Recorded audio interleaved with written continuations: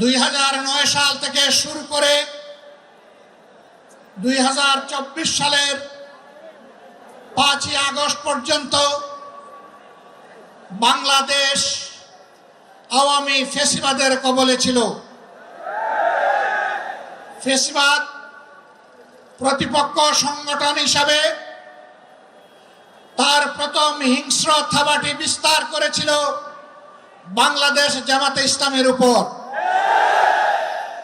সকল শীর্ষ নেতৃবৃন্দকে এক এক করে তারা বন্দী করেছিল। প্রথম দফা বন্দী হওয়ার পর প্রিয় সংগঠন এটিএম আজহারুল ইসলামের উপর সেই সময়ের গুরু দায়িত্ব তুলে দিয়েছিল। ভারপ্রাপ্ত সেক্রেটারি জেনারেল হিসাবে সংগঠনকে তিনি নেতৃত্ব দিচ্ছিলেন। পথের কাঁটা সরানোর জন্য বাকিদের ধারাবাহিকতায় ষড়যন্ত্র অব্যাহত রেখে তাকেও গ্রেফতার করা হলো। এক এক করে 13টি বৎসর অতিবাহিত হয়েছে। কারাগারের অন্ধকার প্রকোষ্ঠে তিনি আছেন। এখনো তিনি মুক্ত হননি।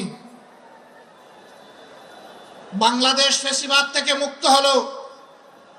আমাদের প্রশ্ন, ফ্যাসিবাদের সবচেয়ে কঠিন সাক্ষী আজহারুল ইসলাম সাহেব মুক্ত হলেন না কেন? কোন জিনিস তাকে এখনো আটকে রাখতে বাধ্য করেছে? কেন এই বৈষম্য? আমরা তো নিজের থেকেই অন্যান্য নেতৃবৃন্দের মুক্তির দাবি জানিয়েছিলাম। এই উদারতা আমরা দেখিয়েছিলাম, উদারতা আমরা দেখিয়ে যাব। কিন্তু আজহারুল ইসলাম সাহেব কবে মুক্তি হবেন সুস্পষ্টভাবে জানতে চাই সরকারের কাছে।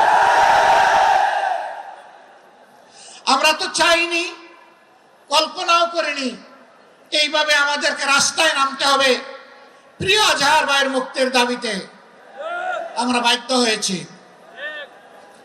আমরা স্পষ্ট বার্তা দিতে চাই,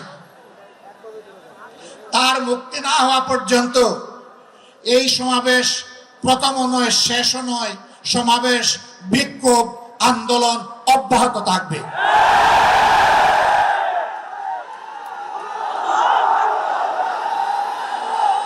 আমরা আশা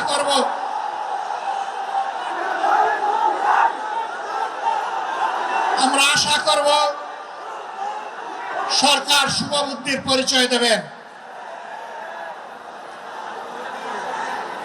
এক এক করে বাকি মজলুমদেরকে যেভাবে মুক্তি দিয়েছেন, সর্বশেষ মজলুমটাকেও দেশবাসীর বুকে মুক্তি দিয়ে ফিরিয়ে দিন। তার জীবনের যে 13টি বছর হারিয়ে গেল, এগুলা কেউ ফিরিয়ে দিতে পারবেন না। আর 13টি মিনিট তিনি জেলের ভিতরে থাকুন, আমরা তা চাই না। আমরা ভদ্র, কিন্তু আমরা বোকা নই। আমাদের ভদ্রতার এই উপহারকে কেউ যেন দুর্বলতা মনে না করেন। ভদ্ররা যখন শক্ত হয়, তখন কি পরিমাণ শক্ত হতে পারে 15.5 বছর তা বাংলাদেশ দেখেছে। আমি কারো কথা বলবো না, কে কি করেছেন, কোথায় আপোষ করেছেন, করেন না, এটা আমার সাবজেক্ট না।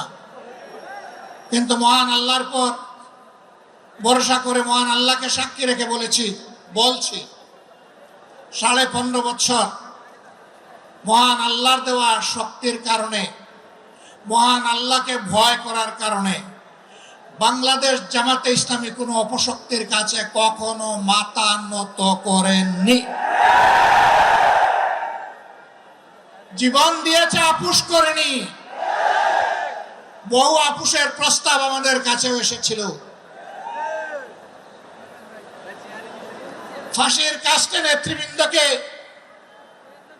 পাঠিয়ে দেওয়ার আগে জনে জনে দফায় দফায় প্রস্তাব এসেছিল।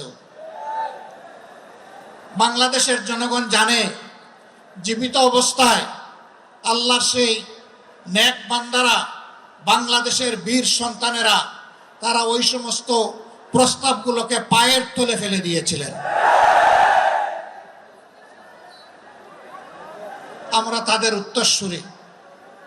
সুতরাং মেহেরবানি করে আমাদের আর ধৈর্যের পরীক্ষা দিবেন না, তাকে মুক্তি দিন। কেন আমাদের নিবন্ধন আটকে রেখেছেন? নিবন্ধন তো জালিম সরকার কেড়ে নিয়েছিল, সেই জুলুম আপনারাও কি আমাদের উপরে করবেন? এই জন্য কি হাজার জনতা জীবন দিয়েছে, হাজার হাজার মানুষ পঙ্গুত্ব বরণ করেছে আবারও সেই বৈষম্য দেখার জন্য? আমরা বাংলাদেশের মাটিতে আর কোনো বৈষম্যকে বরদাস্ত করব না। সকল বৈষম্যের কবর রচনা না হওয়া পর্যন্ত আমাদের আন্দোলন অব্যাহত থাকবে ইনশাআল্লাহ।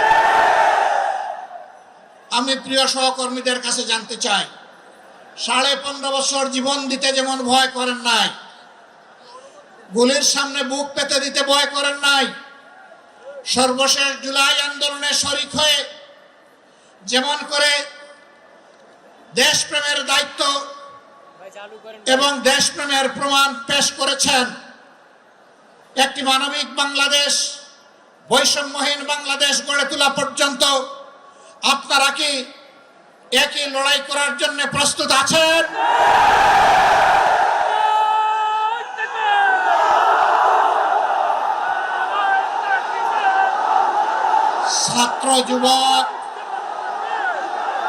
ছাত্র যুবক বন্ধুদের কণ্ঠে কণ্ঠ মিলে বারবার বলতে চাই,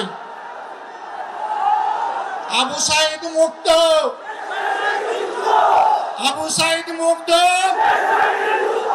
শেষ হয়নি যুদ্ধ, এই যুদ্ধ চলবে ইনশাআল্লাহ। আমাদেরকে মেহেরবানি করে কেউ নতুন করে আর চোখ রাঙাবেন না। ফেসিবাদের ভাষায় কেউ কথা বলবেন না, কথা বলবেন রাজনীতিবিদের ভাষায়। আমরা ওয়েলকাম করব, অভিনন্দন জানাবো, সমালোচনা করবেন, চুমু দেব, কিন্তু চোখ রাঙাবেন না মেহেরবানি করে। এই সংগঠন কারো চোখ রাঙানোর পরোয়া করে না।